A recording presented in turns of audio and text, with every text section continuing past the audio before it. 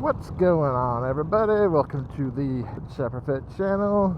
Today, finally, after having it for 5 months, finally going to be able to give the old Atlas 2.0 its first test ride. Let's roll that intro and we'll get to it. Roll it!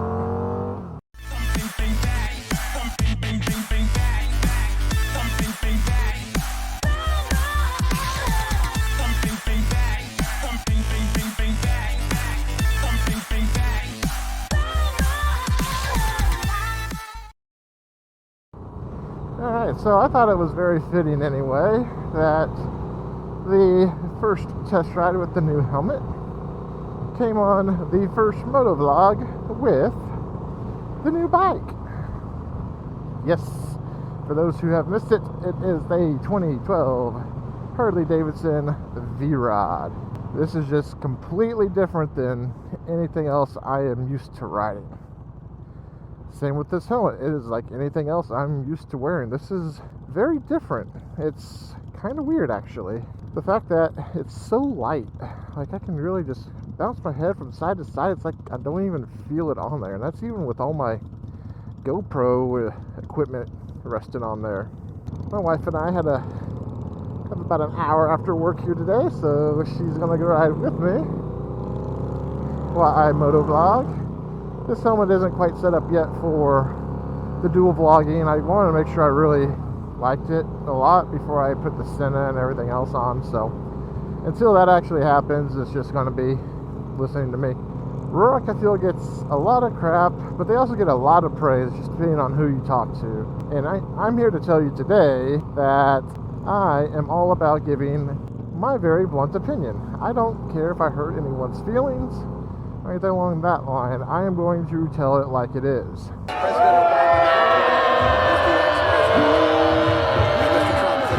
I paid my money for this helmet. I'm not sponsored by anybody. You would think with all my helmets I am sponsored, but I assure you I am not. Alright, so anyway, again, this is the Ruroc Atlas 2.0. I got the mech on today. You know, on the Dyna I usually rock the Bersekrer. And this helmet is not really a whole lot different than the Bersekrer, but it is at the same time. So obviously this one doesn't have the lid or the goggles or anything, but I feel like the interior of the Atlas is the exact same. As far as like the fit and finish goes, everything is the same. We'll start on the inside with this helmet and work our way out. So the inside, I'm okay with the padding and everything like that. I feel like it doesn't clip into place. Like after I kind of took the padding out to do this, that, and the other thing with it, I feel like it didn't want to go back into place very well. Shouldn't be an issue, because all helmets you take the padding out to either clean it or something else. So it's not just because I was messing around trying to add a microphone to it. I mean, it should be just fine.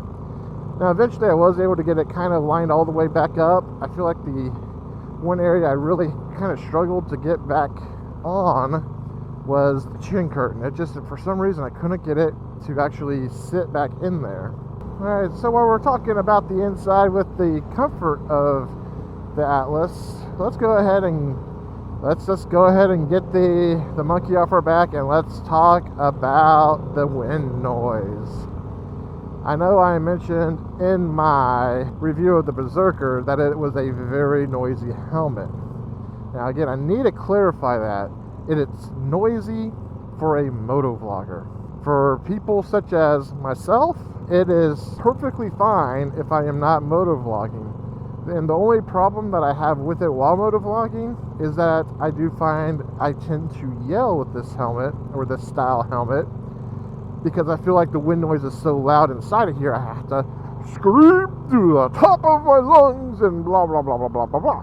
I must scream into the world my excitement from the top of someplace very high. The front is closable, so there is vents under here that are closable if you wanted to. But I really feel like the wind noise is probably really coming from up top here. I do notice if I put my hand up top to cover that vent, it does actually drown out a lot of the wind noise. And I know they make those plugs and things like that, but I like the airflow. So, wind noise is high, but how is the airflow? It's amazing. I love how much air I am getting with this helmet. I am a person who, even in the dead of winter, I would like to have some vents open because I'd rather have cool, unsweaty hair and then to stink up the helmet with sweat and all that other stuff. Now, obviously in the summertime, there's going to be no getting past that. There's just nothing you can do about it. But for like what I'm riding right now, which is about 65 degrees, I have the chin mount open currently, and it is just, oh, it just feels perfect. All right, now that I've kept you here through the boring part, which I feel is the inside, let's go ahead and start talking about the outside of this helmet. Now, I did complain about the Berserker that my field of vision was limited because of the goggles. That is not the case with the Atlas. The Atlas, I have great perpendicular peripheral vision. It's hard to really put it into a video as far as how far over I can see, but I feel if I was to put my arm pretty much straight out, I could still see it. I definitely could see quite a bit. While we are talking about the optics of the visor, let's go ahead and talk about the clarity. This thing is clear, and I even have my pin lock in on top of it. And that's one thing I do want to talk about with everybody is pin lock as well. If you are going to get a pin lock visor and you are planning to run the pin lock itself, please put it in off the get-go. Don't ride around with it, then put it in. You're just opening yourself up to fingerprints and dirt and debris that's going to get forever trapped by the pin lock. I'm forever unclean. So what I have made myself do is I will make sure if I have a pin lock that I am not touching it until I am ready to go. So with that pin lock though, the nice thing about it is that I have no fogging issues whatsoever on the helmet. Now, if you're a glasses wearer, depending on how close to your face they are and everything, you will tend to fog up in really cold conditions. In mild conditions like I'm in today, ain't no thing but a chicken wing, but when it's like about 40 to 45, I noticed when I rode the other day with the Atlas on, that I was fogging up like at stoplights, which again, it dissipates quickly. You can open the visor, unlike the Berserker. So there's a lot of different things that you can do to negate that flaw. And again, that's not really a flaw on Ruroc, that's a flaw on my eyesight and not eating enough carrots as a child. I don't know. Now, as far as the overall look of the helmet, I just love the design. I mean, just look at this handsome feather right here. Just look at him. Pretty boy. No, this has been my favorite design since they came out with it. I was a little scared that I was never going to be able to purchase it, but I got very lucky, and it happened to fall on sale during their Black Friday sale. And whew, I don't exactly remember how much I paid, but it was very nice not having to pay full price. So out of 5, I would probably give this helmet a solid 4.5 is what I'm going to say. Now again, this is just my initial test ride with the helmet, so I will probably have another one along with the Berserker after maybe a half season of riding to see how they're holding up at that point in time.